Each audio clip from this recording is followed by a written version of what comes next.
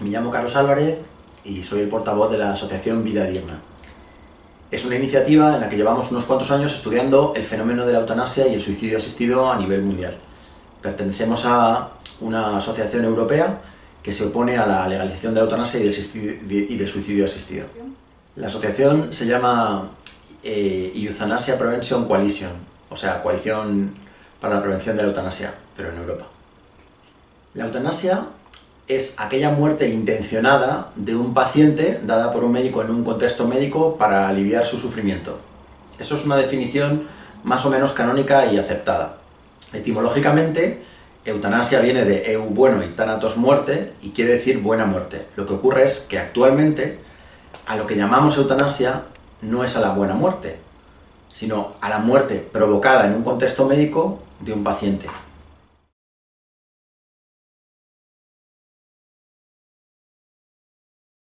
El concepto de pendiente resbaladiza hace referencia a que determinadas legislaciones permisivas provocan un aumento cada vez mayor de los casos.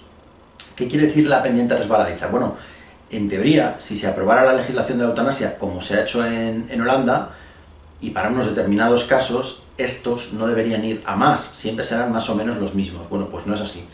En todos los países donde se ha aprobado la eutanasia, pues tanto en Holanda a nivel de Europa como en Bélgica, ha aumentado el número de muertos por eutanasia. Concretamente, en Holanda ya llegan hasta el 4% de los fallecimientos totales.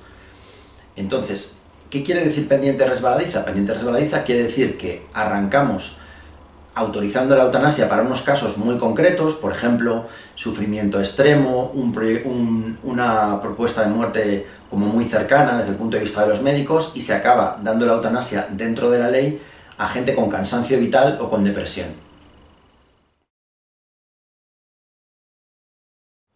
El testamento vital, en España le llamamos documento de voluntades anticipadas, y es un documento que tiene un desarrollo legislativo por el cual nosotros, mientras aún nos valemos por nosotros mismos, es decir, antes de entrar en un episodio de demencia o de inconsciencia, podemos decir que podemos dar unas instrucciones tanto a médicos como a nuestros familiares de qué deseamos que pase, cuál es nuestra voluntad previa, en el caso de que no podamos comunicarla. Concretamente, en el tema que nos está ocupando, el tema de la eutanasia, pues es corriente y bueno hacer un testamento vital en el que digamos que en caso de sufrir un accidente, por ejemplo, no prolongue nuestra vida artificialmente. El que no prolongue la vida artificialmente no quiere decir que nos apliquen la eutanasia, quiere decir que no sostengan nuestra vida con medios desproporcionados. ¿Y cómo se puede realizar en España el testamento vital? El testamento vital se puede realizar ante notario, y ellos tienen unos modelos, el modelo de voluntad anticipada, y luego se puede llevar en los registros. También se puede incluir en el historial médico.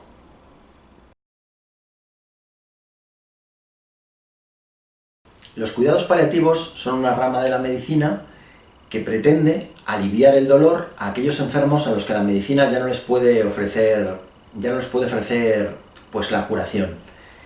Los cuidados paliativos tienen la obligación de calmar no solo el dolor físico, ¿no?, a través de medicinas, de opiáceos o incluso llegando a una sedación cuando esta está indicada, sino se componen multidisciplinarmente también de muchas personas, es decir, no solamente intervienen médicos, también enfermeras, también trabajadores sociales, porque los cuidados paliativos no solamente atienden al enfermo, sino que atienden también a su familia. Se trata de ayudarle a que llegue al final de su vida haciéndole consciente de que esa vida es valiosa incluso hasta los últimos momentos. Es decir, siguiendo a la doctora Cicely Saunders, que es una precursora de los cuidados paliativos en Inglaterra, ella hablaba de que el dolor es el dolor total. No solamente tenemos que calmar el dolor físico, sino también el dolor moral y también el dolor de la gente que está alrededor del paciente. Pensemos, por ejemplo, que cuando se está muriendo un abuelo en cuidados paliativos, quizás los que necesiten más ayuda sean los nietos. Una sedación es un tratamiento de cuidados paliativos que se da cuando los síntomas son refractarios a otras medicinas. Voy a intentar explicarme, aunque yo no soy médico. Cuando una persona sufre dolor, se le da un calmante. Un dolor de cabeza, pues dan un calmante. Cuando el dolor es muy intenso, esos calmantes aumentan en intensidad. Cuando el dolor es ya terrible, pues se puede aplicar derivados de la morfina y del opio. Si hay síntomas, sea dolor o sean otros síntomas de la enfermedad, imaginemos por ejemplo la sensación de asfixia, que no están remitiendo con nada, entonces se puede sedar al paciente. ¿Cómo se produce la sedación? Pues en un equipo de paliativos al paciente se le va sedando, es decir, se le va quitando la consciencia lentamente hasta que él dice ya. Es decir, ya no siento más dolor, y se le puede dejar en un estado de semi-inconsciencia o en un estado de inconsciencia total si fuera necesario. Hay que distinguir de todas maneras la sedación paliativa de la sedación terminal. Esta sedación que yo he descrito es una sedación paliativa, se hace para calmar y para aliviar el dolor. Lo que los partidarios de la eutanasia reclaman como el derecho a la sedación o a la sedación terminal es a un paciente moribundo que se le duerma y se le administre un cóctel de fármacos que le provoque la muerte. Esto es eutanasia, no es una auténtica sedación.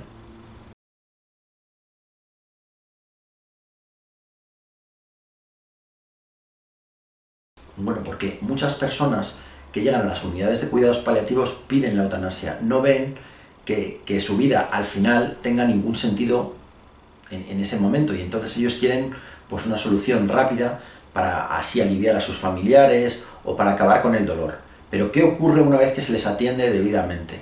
Bueno, los familiares son atendidos por equipos de psicólogos. Muchas veces los familiares no están deseando que ese padre, esa madre, esa abuela muera.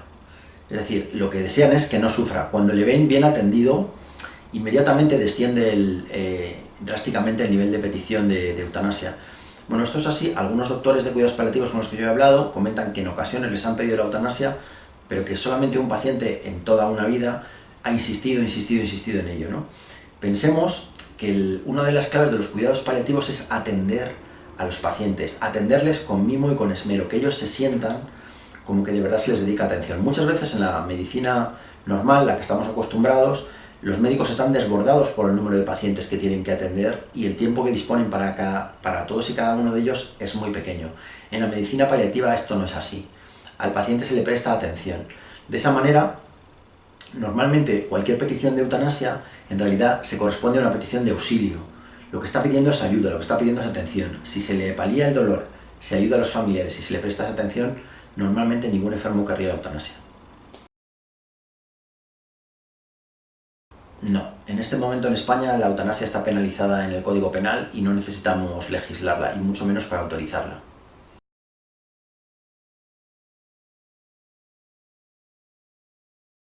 Bueno, es una buena pregunta.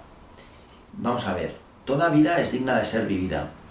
Una vida que presente las características de lo que has comentado, lo que hay que hacer es tratar esas cosas, es decir, tratar el sufrimiento hasta su eliminación, si es preciso, como hemos hablado, incluso a través de la sedación, y prestar todo tipo de ayuda, tanto al paciente que está sufriendo como a la gente de su alrededor, que también sufre un desgaste muy grande.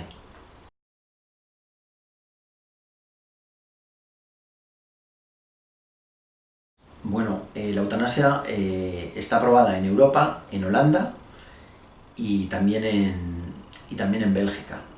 El suicidio asistido está aprobado en Suiza. ¿Qué consecuencias está teniendo? Bueno, pues ha provocado un gran aumento de las eutanasias, una cierta desconfianza de la gente mayor en la medicina. En el caso del suicidio asistido en Suiza, aunque Suiza no tiene interés en convertirse en una patria de la muerte, o sea, ellos son un destino turístico y lo que quieren vender son hermosas montañas y chocolate suizo y estas cosas, sin embargo, el hecho de que tengan aprobada el suicidio asistido ha provocado que mucha gente vaya a morir allí, ¿no? Pensemos que esto no es algo deseable. Por último, yo quería comentar respecto de la eutanasia y el suicidio asistido, qué consecuencias puede tener su legalización. Aparte de una desconfianza en la medicina, se va produciendo, a medida que aprobamos el que se pueda matar por un motivo, se produce la cosificación de la persona. Ya solo valemos en tanto en cuanto producimos, ¿no? Esto está provocando que al final no valoremos a las personas mayores, y en los países donde está aprobada la eutanasia, es decir, que todavía más, ¿no? Se produce una presión sobre estos colectivos vulnerables. Voy a poner un ejemplo. Hace poco salía una noticia a nivel europeo. En Bélgica y en Holanda ya hay asociaciones ecologistas que están pidiendo que la sanidad pública no dé medicinas, pensemos no solamente intervenciones quirúrgicas, sino ni siquiera dar medicinas a mayores que cumplan una determinada edad. Concretamente, En Bélgica ya proponen que a los mayores de 85 años no se les dé ninguna medicina. Ninguna medicina, ni un antibiótico, ni una aspirina, con lo cual imaginemos a esos mayores de 85 años que no tengan recursos, realmente se les está empujando para la eutanasia. En Holanda la edad esta todavía sería inferior, ¿no? O sea, estarían pensando en insisto que son asociaciones de ecologistas, es decir, no es la generalidad de la población, pero ya están pensando en privar de cualquier tratamiento médico público a mayores de 70 años. Pensemos lo que podría suponer la aplicación de esto en nuestra sociedad. Bueno, la diferencia fundamental en las dos, o sea, la similitud es que en las dos hay intención de matar. La diferencia fundamental es que cuando hay suicidio asistido, es la persona la que toma por su voluntad la medicación que le hará morir. Por ejemplo, pues a mí una asociación a favor del suicidio asistido me puede proporcionar las medicinas, el cóctel de fármacos que me provoque la muerte, pero me los tomo yo. Mientras que la eutanasia es el médico el que aplica los fármacos para que la persona muera.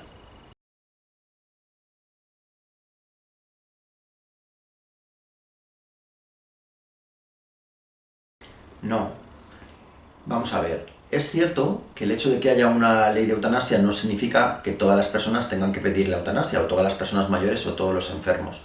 Pero es sabido que cuando se aprueba una legislación de eutanasia, inmediatamente todo lo que se aprueba en las leyes es considerado muchas veces bueno, porque las leyes prohíben las cosas malas, ¿no? Está prohibido el homicidio, está prohibido el robo. Bueno, pues en el momento que una ley despenaliza algo, en el fondo lo está haciendo, como consecuencia de este positivismo jurídico, lo está haciendo un poco bueno a ojos de una buena parte de la sociedad. No es neutral el que exista una ley que despenalice la eutanasia o que incluso la favorezca. Esto además tiene sus consecuencias. Cuando se ha aprobado una ley de eutanasia, inmediatamente surge presión sobre aquellos colectivos a los que esta ley va dirigida. Es decir, si por ejemplo la ley que tenemos en España hablaba de enfermos crónicos o discapacitados, bueno, pues inmediatamente el colectivo de discapacitados va a sentir la presión de que existe una norma que les permitiría pedir la eutanasia. Por lo tanto, si no la piden, pues puede que empiecen a notar como que están siendo una carga para todos esos parientes, cuidadores. Entonces, no es neutral el que no se apruebe la eutanasia. No, la eutanasia no debe de aprobarse.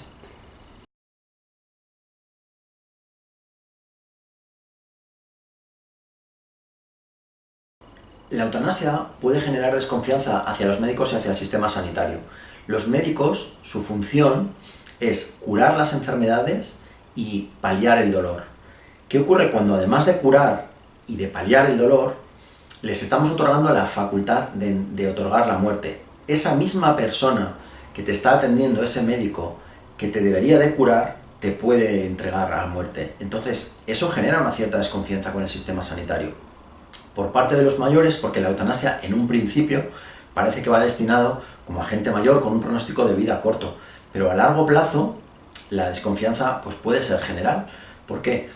Pensemos que, por ejemplo, en Bélgica, por poner los ejemplos de los países que ya tienen una legislación consolidada, empezaron aprobando una eutanasia a los enfermos con un pronóstico de vida muy breve y con sufrimientos insoportables, ¿no? Y actualmente ya se puede hacer la eutanasia infantil. ¿Cómo se pide la eutanasia infantil? No la piden los menores de edad, la piden los padres, ¿no? Pensemos que realmente el hecho de que un médico no solamente pueda hacer cosas buenas por ti, sino que además pueda entregarte a la muerte, no contribuye nada a la confianza médico-paciente.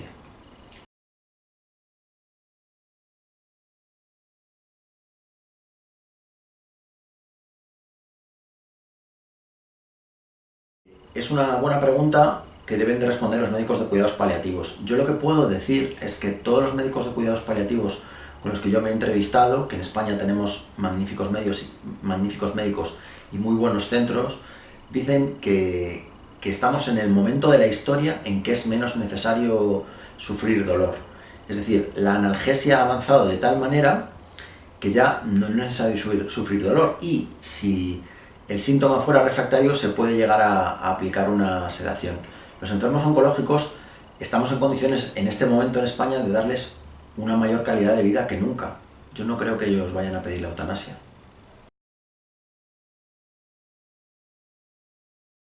Es muy difícil de definirlo. la escala del dolor la fija uno mismo. Es decir, cuando tú estás sufriendo un dolor, el médico te pregunta si el dolor más insoportable que te imagines es el número 9 y un dolor flojo como un pinchazo es el número 1, ¿en qué umbral de dolor está? Y lo fija cada uno, porque hay personas que resisten más el dolor que otras. El dolor existencial, que podemos asimilar al cansancio de vivir, no es auténtico dolor, es más bien sufrimiento. Es bueno explicar esta diferencia, yo cada vez que tengo oportunidad lo hago. Es decir, ¿cuál es la diferencia entre dolor y sufrimiento? Que son dos términos que normalmente son tratados como sinónimos. El dolor es el dolor físico, nos duelen los huesos, nos duelen las manos, nos duelen los pulmones, nos duele un órgano que tengamos dañado. El sufrimiento es el modo en que experimentamos ese dolor. Pensemos en un padre que ha perdido a su hijo. No tiene por qué tener un dolor físico, sin embargo sufrirá un sufrimiento terrible, ¿no? Bueno, pues, ¿qué es el sufrimiento existencial o el cansancio existencial? Cuando estamos hartos de vivir y no soportamos nuestra vida. Muchas veces esto corresponde a una patología psiquiátrica que puede ser tratada, ¿no? Por ejemplo, con antidepresivos. No creo que la muerte sea la mejor fórmula para paliar el sufrimiento existencial.